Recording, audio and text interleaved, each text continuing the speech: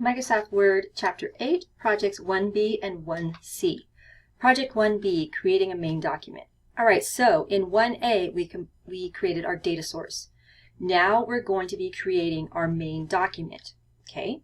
So at a blank screen, create the letter shown in figure 8.3. Begin by clicking the no spacing style. Okay, so the first thing we're going to do, go back to our home tab if you're not already there, and we're going to change it to the no spacing style, okay? And you're going to press your enter key 6 times. And you're going to type February 23rd, 2018.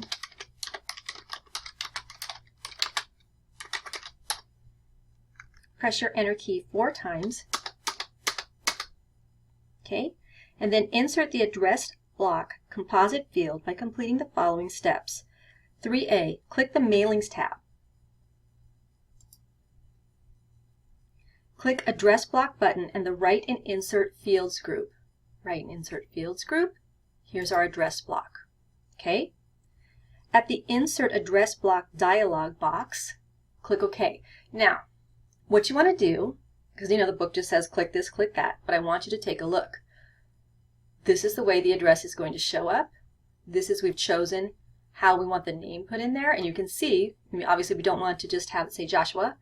We have it as a very formal Mr. Joshua Randall, and then if there's a junior that goes into. Okay, go ahead and click OK. Press your enter key 2 times. Step number 4, insert the greeting line composite field by completing the following steps. Click the greeting line button and the Write and Insert Fields group.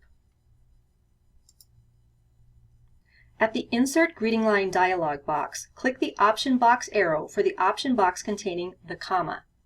Okay? It's right here. It's really hard to see. So it goes, Dear Mr. Randall, and see that right there? You want to hit that down pointing arrow, and you want the colon, because the colon is more formal. The comma is considered more informal. All right, go ahead and click OK. And now it says to press your enter key 2 times. Page. Step number 5. Type the letter shown in figure 8.3 to the point where Fund, that's that composite field, displays, and then insert the Fund field by clicking the same thing. You know how you did that before. Okay? Now, one of the things I want you to remember is when you're inserting these fields, you must space after them. This is one of the #1 mistakes in the homework. Okay? So pause really quick and go and type that in, and I'll type mine. Okay. So you type up to the part where you get to end the, and you must hit the space. Okay? Now, take a look back up at your instructions. And I'm going to go to the Insert Merge field, which is right here. And these are, remember we defined these earlier. We pulled some out, we put in Fund. There it is. So go ahead and click on Fund. And then please, for the love of pizza and donuts, remember to hit your space bar. Okay, you're typing. You have to space between words. So you have that space in. Now keep typing. Fund is, return to you, not 8U, just you, comma, space. All right, here we go. Now we need the title. Hit the space bar. Then last name. Then the period and a space. Okay? Go ahead and type in the rest of the letter. I think that was our last field we have to put in.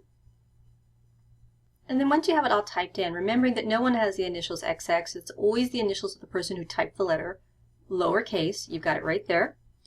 Then you need to save this. And again, this is important the way we save this. So you're just going to do, you know, your normal F12. You're going to navigate to your flash drive. Okay, and you're going to save this as 8-MF, and MD stands for main document. Normally I tell you I don't care how you save your work. When we start working with a mail merge, you have to save it like this so that you know what's your data source, what's your main document, everything you have. Okay, so go ahead and save that. And we're ready to flip the page and head on over to Project 1C. So with this same file open, preview the main document merged with the first record in the data source by clicking the Preview Results button on the Mailings tab. Okay, so we're up on our Mailings tab and we need to go to Preview Results. Okay, So we're just going to click right there in the Preview Results group on Preview Results. All right, so this is what you want to do. You're going to stop and you're going to make sure that the name went in where it's supposed to go, right? So first thing we're going to do is we're going to check, we're going to make sure that our whole address line is correct. The greeting line has the colon, right? And then right there, see where it says Mr. Porter, which matches Porter, which matches Porter. Really important. You certainly wouldn't want to embarrass yourself by sending out a letter with the wrong name in it. Now, if you want to keep moving through and checking the other ones, right there, that's next record. And there's Carolyn Rehnquist. Okay, so you want to look through and you want to make sure same thing, Rehnquist, Rehnquist. Okay, and you're going to go through Ms. Rehnquist all the way down.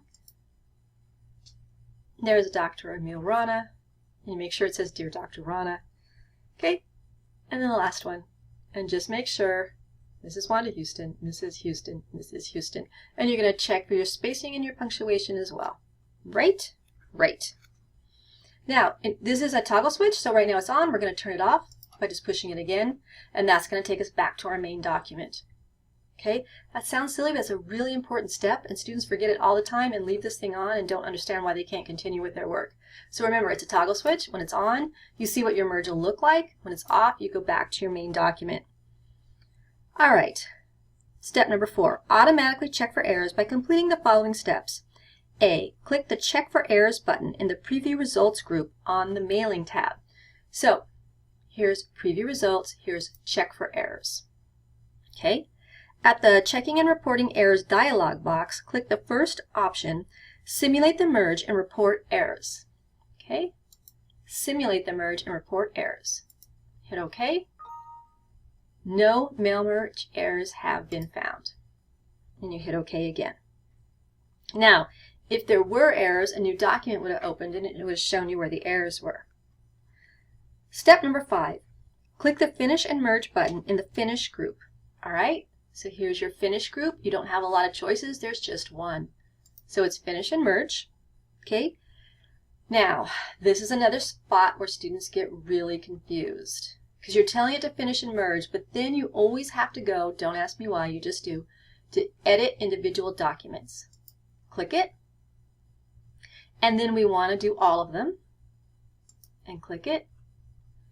And now take a look. This says letters 1, correct? And you're going to scroll down, and you're going to see, in this case it was 4 records that we have, all 4 records.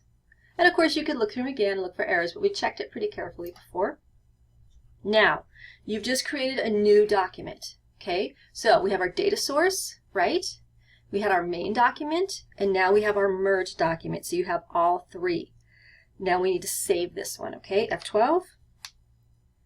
And this one is 8-MF letters. Okay, so again, you have your data source, you have your main document, and these are the actual letters from the merge.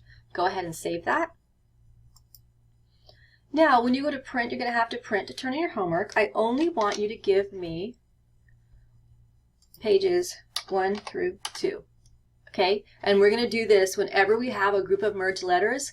I don't want you to print out all of them. That's a waste of paper. You give me 2 and I can see whether or not you did it right. Okay, so just 2 is fine, not all 4. Okay, once you have done that, you can go ahead and just finish off and save everything and close it up, and we're ready to move on.